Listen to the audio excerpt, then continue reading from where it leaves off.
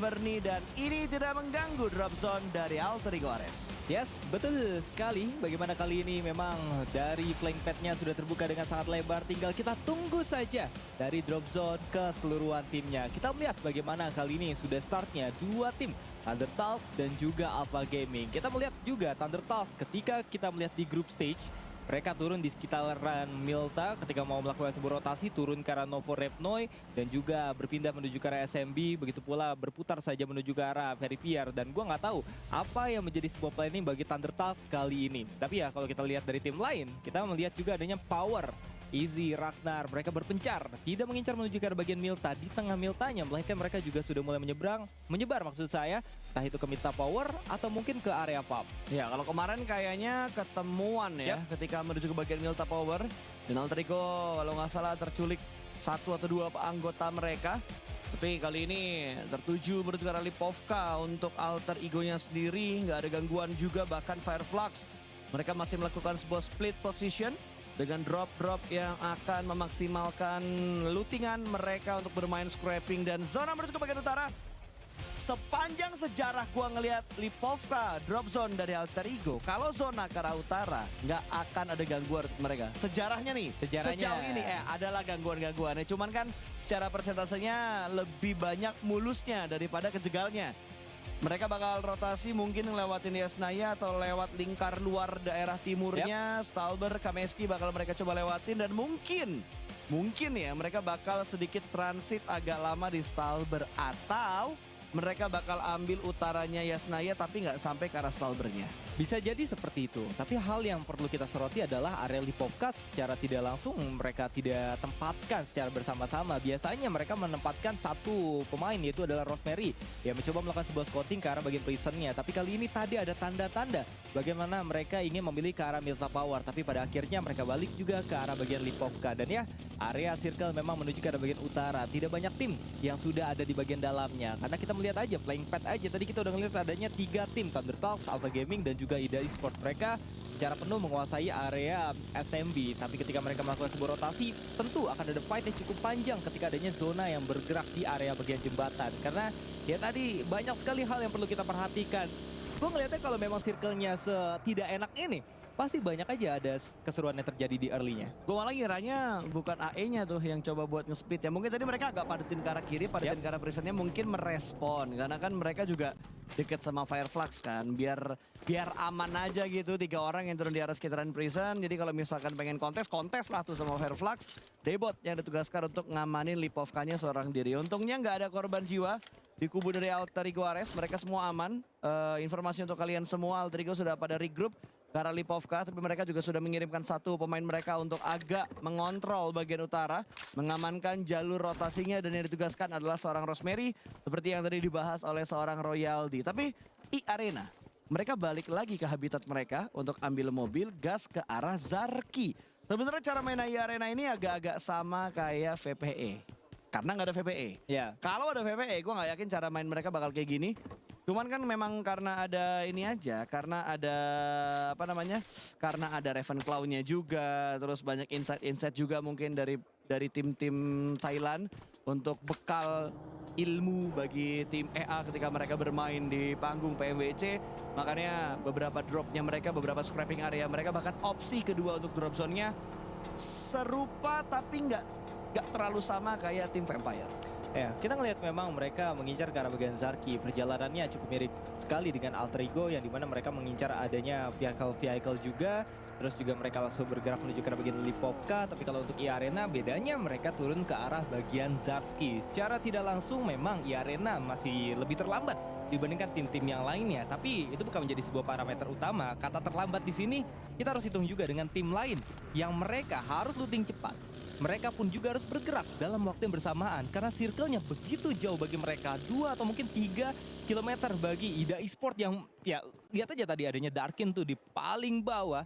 Mereka bergerak tuh butuh adanya sebuah waktu. Berbanding terbalik dengan Arena, memang Arena butuh vehicle untuk menuju ke arah bagian Zarski-nya. Tapi ya mereka harusnya tinggal aman aja karena circle nggak begitu jauh. Ya, EA sih nggak usah dikhawatirkan lah, otomatis rotasi mereka bakal enak gitu. Gue baru sadar pas lu bilang Ida. SMB ini 3 tim ya, ada APG, ada IDA, ada Thunder Talk Global. Terus di ujung jembatan sebelah kiri ada Four Tribes yang main scrapping di arah sekitaran Ferry Pierre.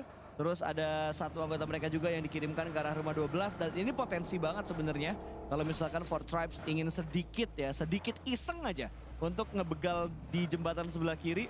Tapi kayaknya tipikal Four Tribes di saat mereka lagi butuh poin kayak gini, ini kan beda banget nih cara mainnya Four Tribes di group stage sama kita lihat di babak final.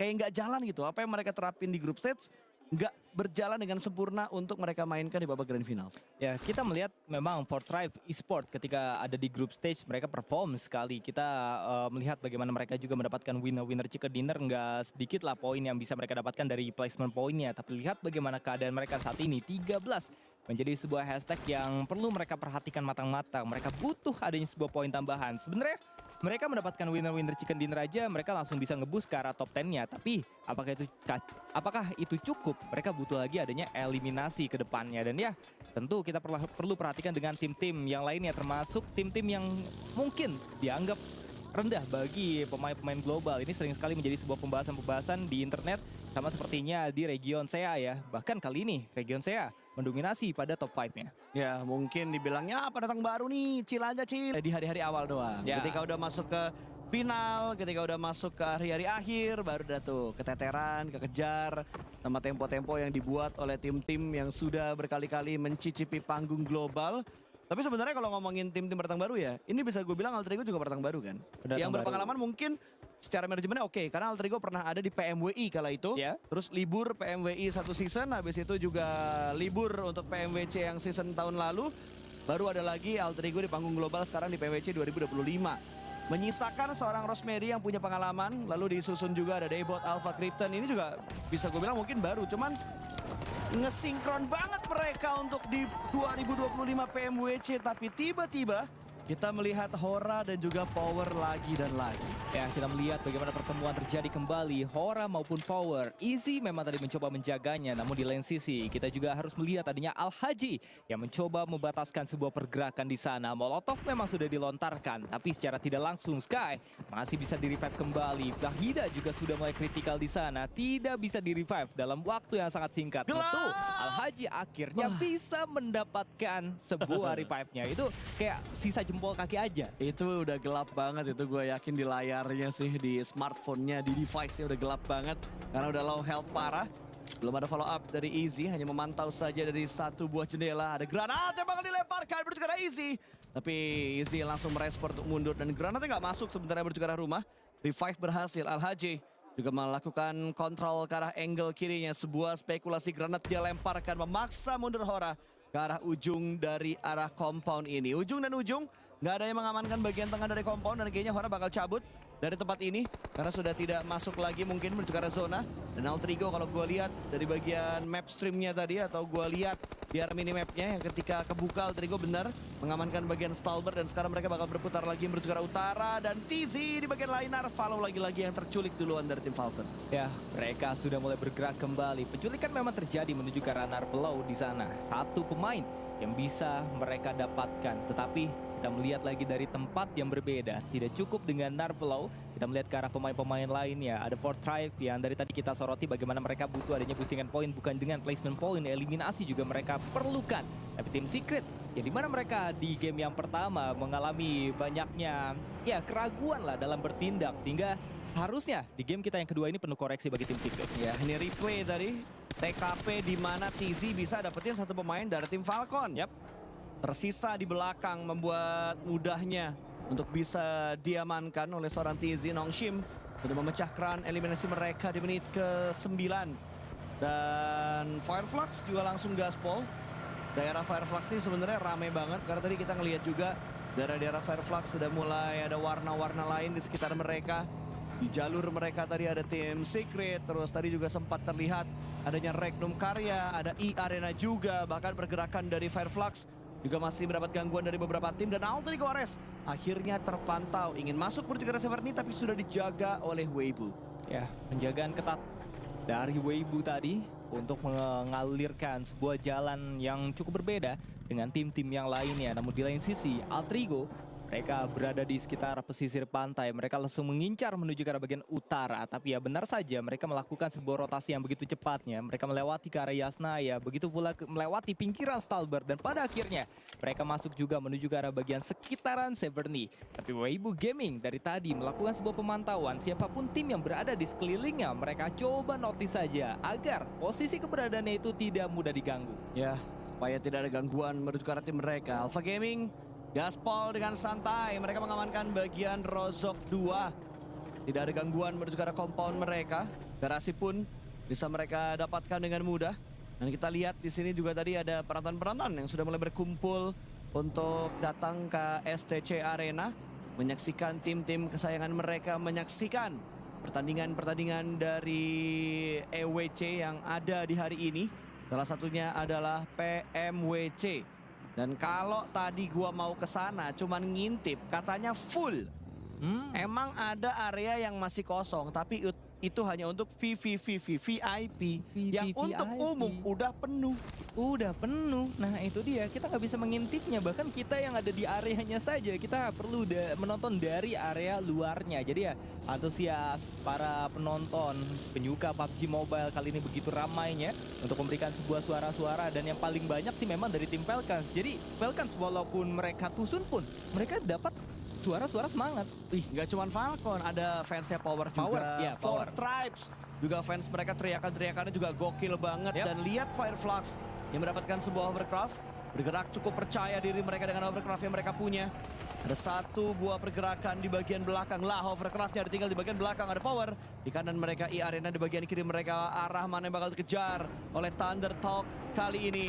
Mau lari kemana dan Weibo di depan mereka. Untungnya head turun dari mobilnya, coba untuk bisa menggocek, dia masuk. Sama-sama menggocek di bagian dalam sebuah mobil, tapi berhasil diamankan. Ada pantauan juga yang datang dari tim TRX. Weibo masih bertahan hanya dengan Sanzi, tapi lihat Power datang untuk memberikan sebuah distraction revive, coba mereka maksimalkan. TRX angle-nya tertutup, tapi Power gak secara komit untuk tabrak menuju ke arah tim Weibo. Ya, tidak begitu komit memang dari pergerakan pemain. Power mereka hanya memantau saja, mencoba mengganggu. Layaknya seperti tim yang ketiga, pihak yang ketiga, dan Weibo secara tidak langsung mereka harus dipaksakan berkumpul. Mereka tidak memiliki sebuah tempat yang cukup nyaman. Mereka memiliki sebuah lower ground yang bisa saja berada dalam pantauan lawan. Dan ya, Power Esport Al-Haji menginisiasikan untuk mundur saja sejenak. Mereka tidak memiliki sebuah compound dan mereka lebih berani bermain di area compound dibandingkan area open field. Dan tidak sama seperti Alpha Gaming. Terlihat memang Alpha Gaming pada game kita yang pertama Sunhawk, mereka berada di open field, berani menabrakkan tim lain. Begitu pula di game kita kali ini, emang areanya tidak begitu high ground tapi jangkauan vision begitu luasnya. Yap, dan ini lagi-lagi kita bakal saksikan Indonesian Special dari arah seorang Rosemary yang sudah memantau menuju ke arah Regnum Karya Esport. Tapping dengan mini 14-nya menuju ke arah satu pemain dari Regnum Karya. Wild tadi yang diincar oleh seorang Rosemary tapi masih belum bisa mendapatkan kepala dari seorang Wild. Mereka bermain di bagian Severny, bertetanggaan juga dengan Power karena tadi Weibo yang lockdown ke arah Severny. Mereka mengamankan ke bagian shooting range yang ditabrak tadi kalau gue nggak salah sama Thunder Talk. Yang nabrak malah yang rata. Itu menjadi sebuah siklus. Yang nabrak mereka lah yang rata. Tapi ya Alpha Gaming kali ini sudah mulai ternotis saja pergerakan yang menuju ke arah Arena. Arena mungkin saja ingin menyinggungi sebuah pergerakan dari Alpha Gaming di sana. Dan Ziol memang darahnya sudah terkikis, namun masih ada waktu untuk bisa melakukan sebuah healing. Posisi sangat terbuka, namun ketika kita melihat tim yang ada di sekitar sana, sepertinya mereka memiliki sebuah kesibukannya tersendiri. Ini sumpah Alpha Gaming ini kayak galau banget. Ini kosong. Yang sana udah ada orang, yang sana udah ada orang. Sini kosong. Komunikasinya mungkin seperti itu untuk mencari area kosong di bagian shooting range. Karena memang zona tertujunya menuju ke arah shooting range dan Alter Ego butuh bergerak keluar dari Severny. Ada Power di arah sekitaran dari Alter Ego. Berarti timing outnya mereka harus perfect untuk tidak ditembakin oleh tim Power. Sementara Ida, last man standingnya sudah terpick off. Ida dipulangkan karena lobby, nggak ada poin yang dia dapatkan untuk di game yang kedua atau Irangel yang pertama. Dan ini kita lihat kembali pantauan dari seorang Krypton. Dan ini adalah jalur evakuasi atau jalur yang sedang dicoba oleh Alter Ego supaya mereka bisa masuk ke arah zona. Bahkan Power juga melakukan hal yang sama. Mereka melakukan sebuah split position. ada yang ditinggalkan di arah Severny, tapi udah ada 2 orang juga yang menjaga di arah bunker sekitaran dari shooting range. Ya, kita melihat memang pemain alter ego rotasi dari Severny, mereka perlu adanya 1 buah inisiasi untuk menabrak ke arah pemain dari Regnum Karya. Tidak luput juga dengan adanya tim power yang dari tadi mereka bertindak layaknya pihak yang ketiga, selalu menunggu adanya tim lain menghadapi satu sama lain, lalu mereka memberikan 1 buah ancaman. Dan kali ini kita melihat adanya alter ego, Krypton, Rosemary, Alpha, mereka mencoba mepet saja dari sisi blue zone-nya karena circle is closing menuju ke arah stage kita yang kelima, dan mereka pun juga sudah mulai menghadapi sebuah lawan adanya seorang Exi yang mencoba menjadi target tunggal yang mencoba dikejar juga oleh Rosemary dan juga kawan-kawan. Wah, ini AE muternya ke arah timur ya, dari utara ke timur. Mereka bakalan entry dari bagian selatan, bahkan gaspol yang tidak membuahkan hasil karena Krypton terculik dari Sleepy. Dari Hora bisa mendapatkan 1 pemain dari alter ego. Semakin pusing tentunya pergerakan dari alter ego, transit sejenak untuk bisa mengamankan area yang aman sambil memantau pergerakan dari tim Hora dengan 3 smoke yang mereka pop up untuk menutup kendaraan mereka supaya tidak ada ban yang hancur. Tapi Rosemary bisa mendapatkan Sleepy, balas dendam terjadi di kubu dari alter ego. Bahkan Loxy dari tim yang lain untuk Regnum Karya Esport juga sedang memantau gerak-gerik dari tim Hora. Tapi through the smoke dari Rosemary hampir bisa untuk mendapatkan confirm elimination, mengganti dengan sebuah M4 through the smoke yang masih belum bisa mendapatkan confirm elimination tersebut. Regnum Karya mendekat, ada 1 granat, bukan granat tapi sebuah ledakan dari mobil karena tadi dikomit oleh seorang Rosemary. Iya, Rosemary lah yang bisa mendapatkan sebuah knockdown yang diberikan menuju ke arah seorang Sleepy. Tapi kali ini Hora Sky mencoba membalaskan sebuah dendamnya. Nate coba dilontarkan menuju ke arah Regnum Karya. Adanya Loxy mencoba mendapatkan informasi kembali. Jiggle tadi yang menjadi sebuah incarannya. Namun Tospic lagi-lagi permainan dari Explosive Bow kali ini menjadi sebuah prioritas utama bagi 1 pemain yang membawanya. Ini panah peledak tuh dibawa-bawa mulu sama Wibu kan, sampai akhirnya diikutin juga oleh Regnum Karya. Akankah ada karya-karya yang lain yang akan muncul di PMWC 2025 selain dari panah peledak yang sudah mulai trending di 2025 PMWC? Tospic pun menarik mundur ke arah belakang, heal up yang coba dia lakukan, dan alter ego masih dengan 3 anggota mereka. Tapi kayaknya tadi elimnya nggak masuk ke arah AE ya. Ya. Karena tadi ledakan yang dikirimkan Rosemary kayaknya ngenokin lagi dan elimnya diambil sama tim RCB. Seharusnya tidak sih, RCG. karena Hora pun juga masih bisa recovery, harusnya masih bisa benar, ke revive. Revive lagi berarti, revive lagi. Gue lupa ngelihat pemain-pemain dari Hora yang belum ada yang hilang, berarti Hora kan ya? Belum ada. Ya, belum ada yang hilang dari Hora. Makanya kok gue agak bingung, tadi kayaknya dikenokin lagi, apakah elim?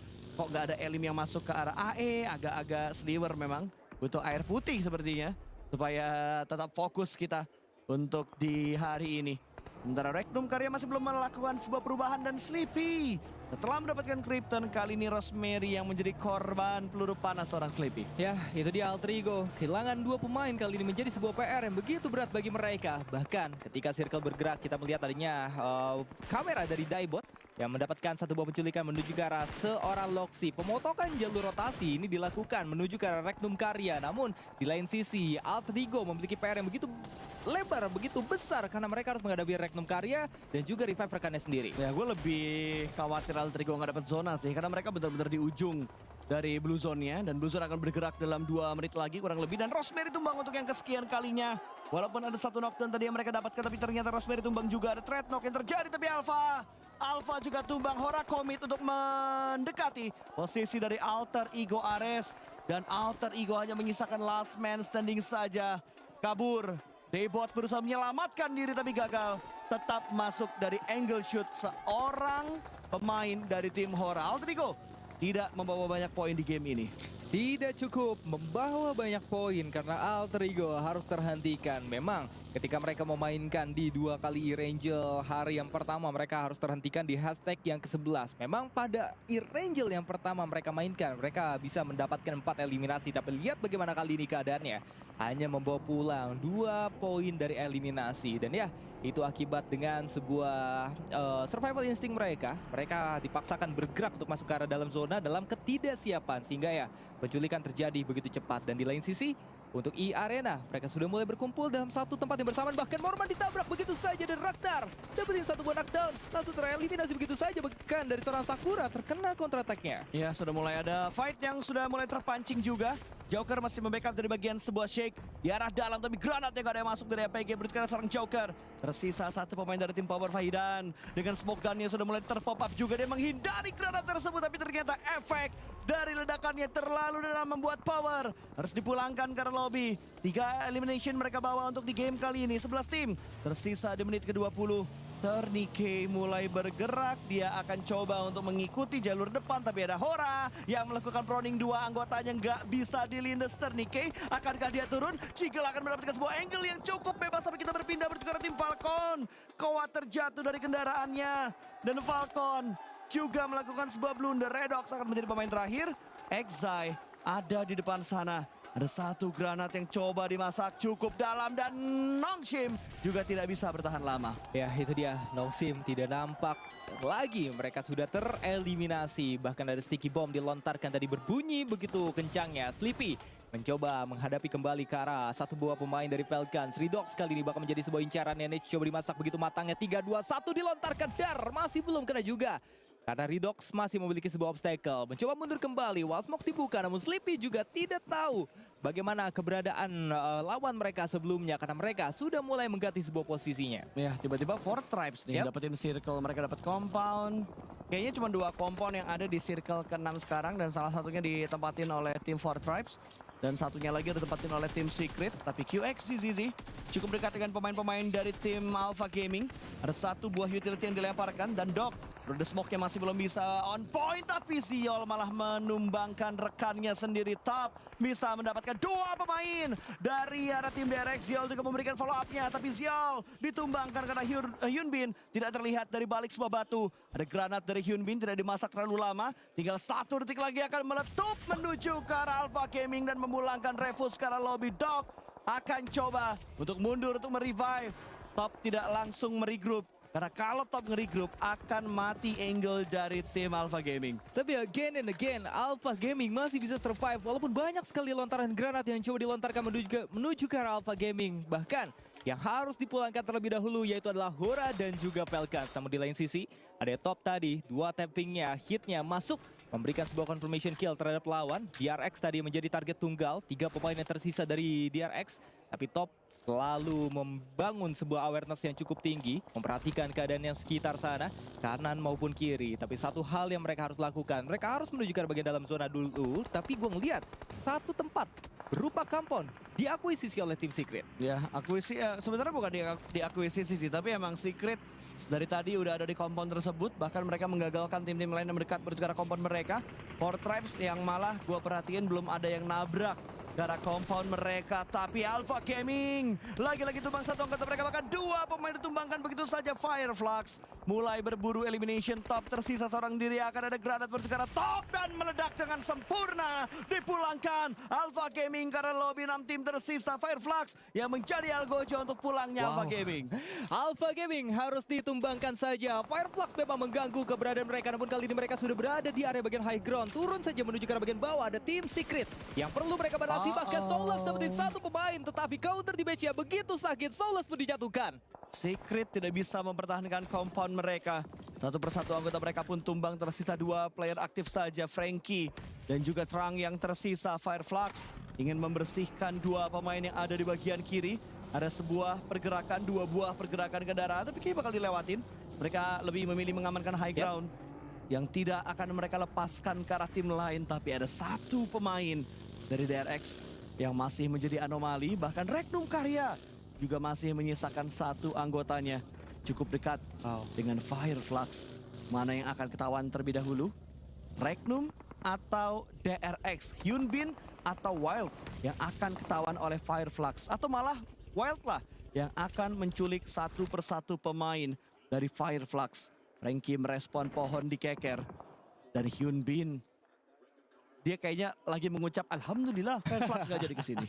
Gue ngeliat Fireflux juga sulit banget bang. Gue ngeliat seorang Soulless tadi berani sekali membuka sebuah posisi. Dan sering sekali seorang Soulless tadi terkena sebuah hitnya. Setengah darahnya terkikis, memaksa mereka harus recovery sejenak saja. Bahkan di lain sisi kita menyaksikan bagaimana Four Tribes yang dari tadi aman-aman aja. Tapi kali ini dibuat tidak aman karena Yangon Galacticos mencoba mengusir keberadaan mereka. Ya, akan di overlap kayaknya sama Yangon Galacticos setelah mereka melihat keberadaan dari Four Tribes. sudah mengirimkan Mernat juga tadi untuk menusuk lebih dalam supaya Four Tribes tidak punya ruang gerak yang lebih cepat dibandingkan dari Yangon Galacticos. Smile ditugaskan menjadi jangkar di bagian belakang. Romeo udah nge-split ke arah selatan. Lu lihat di minimapnya split yang dimainkan sama Yangon Galacticos begitu terbuka. Romeo benar-benar dikirim di luar untuk mengamankan bagian selatan. Mernat dikirimkan duluan juga untuk mengamankan bagian dalam dari circle yang ketujuh. Sementara dua anggota lainnya menjadi jangkar untuk menghalau pergerakan dari Four Tribes. Dan Wild lah yang tadi gue bilang dia bisa mendapatkan satu pemain dari Fireflux. Masih belum dipulangkan ke arah lobby tapi di follow up dengan sebuah ball out of cage. Akan segera dipulangkan confirm elimination point pertama untuk tim Regnum Karya Esports. Dan Fireflux tiba-tiba menurunkan agresivitasnya. Ya, bahkan terlihat bagaimana Regnum Karya walaupun sendirian dia adalah pemain tunggal yang masih mampu bertahan kali ini. Tidak menjadi sebuah target sasaran utama prioritas bagi tim lain. Karena ketika kita menyaksikan bagaimana adanya pemain DRX, Four Tribe maupun Yangon Galacticos, mereka berseteru satu sama lain tanpa memandang lawan. Dan Wild kali ini sudah berada di dekati dan nampaknya berbahaya sekali karena Fireflux 4 lawan 1 bisa saja tiba dan kali ini Hyunbin masih sangat sabar. 3 poin bisa saja didapatkan karena posisi yang terlalu terbuka. Hyunbin mendekat. Hyunbin tidak membuka tembakan. Sebuah trigger disiplin dari seorang Hyunbin. Gak dengar dia mengganti shotgun S12. Kami bisa menghantam satu pemain di bagian belakang tapi tidak dengan dua anggota yang lainnya. Tapi setidaknya sebuah confirm elimination berhasil didapatkan. Face dipulangkan ke arah lobby. Dia bisa ngedapetin dua sebenarnya kalau dia nggak pakai shotgun. Harusnya, kenapa harus diganti? Dan kenapa tadi, shotgun? Betul, kenapa shotgun? 3 pemain terbuka dengan lebarnya. Mungkin saja satu magazine cukup untuk mendapatkan 3 knockdown dalam waktu yang bersamaan. Namun kita harus fokuskan kembali menuju ke arah Yangon Galacticos. Adanya Mernat dengan sebuah niche-nya. Melihat ada satu buah pergerakan, maka satu pemain ditumbangkan Doki. Ditabrak saja, Mernat masih bisa menghindarinya. Namun ternyata counter-attack yang diberikan menuju ke arah seorang pemain Four Tribe. Bahkan IQ ditumbangkan juga. Jatuh dari vehicle-nya sendiri. Full damage. Dia full damage tapi lihat Palak masih melakukan proning. Dia bangkit tadi proningnya. Swing menuju ke arah kanan tapi lagi dan lagi. Kenapa shotgun? Kenapa tidak percaya dengan senjata auto? Kenapa shotgun untuk flick kanan kiri? What happened aya naon kumaha damang? Jarang gua ngeliat momen shotgun bisa jedum dapat 4. Memang ada, tapi persentasenya tidak sesering kalau pakai senjata auto. Itu dia, entah mungkin lebih berani, lebih percaya diri dengan sebuah shotgunnya. Dan itu malah membuang sebuah peluang. Tapi apapun itu, kita harus move on dalam kejadian-kejadian yang baru saja kita lewatkan. Karena kali ini sudah mulai menyaksikan bagaimana situasi terlalu mencekam di antara Yangon Galacticos, Fireflux maupun tim Secret. Ini dia Saulus. Setelah kehilangan seorang face atau Scarface, tersisa 2 pemain dari Fireflux, 2 pemain dari tim Secret yang tadi dilupakan oleh pemain-pemain dari Fireflux. Terselamatkan 2 anggota ini. Yangon Galacticos yang paling prima dengan 4 anggota mereka dan 7 elimination yang sudah mereka dapatkan. Bahkan mereka sudah mengetahui keberadaan dari 1 pemain tim Secret. Frankie belum terlihat, tapi Frankie dia keluar menjauh menghindari efek ledakan. Malah angle shootnya terbuka dari tim Yangon Galacticos. Dengan sangat mudah knockdown. Demi knockdown didapatkan oleh Yangon Galacticos. Kalau gini caranya, ini bakal jadi chicken ketiga untuk Yangon Galacticos. Ya, bisa saja menjadi chicken yang ketiga ketika mereka bermain di Grand Final. Namun kali ini, mereka sudah mulai mendekatkan diri dari seorang Frankie. Bertahan saja di balik sebuah pohonnya, namun diganggu saja oleh seorang Smile. Ditubruk, masih bisa dihindarkan, namun turun. Romeo menuntaskan itu semua, bahkan Bernat langsung menjatuhkan setiap pemain dari tim Secret. Dan kali ini, di antara Yangon Galacticos dengan Fireflux. Fireflux sih tadi pakai ngelupain tuh tim Secret ya. Harusnya bisa dihantam tadi sama Firefluxnya.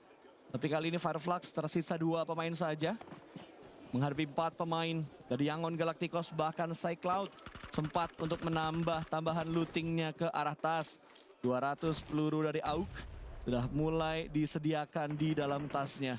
Mernat memantau ke arah kiri, screening dia.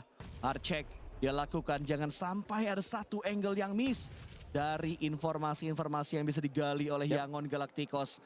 Blue Zone ke-9 menutup. Madcap akan memilih pulang oleh Blue Zone dan winner chicken dinner yang ketiga diamarkan oleh Yangon Galacticos.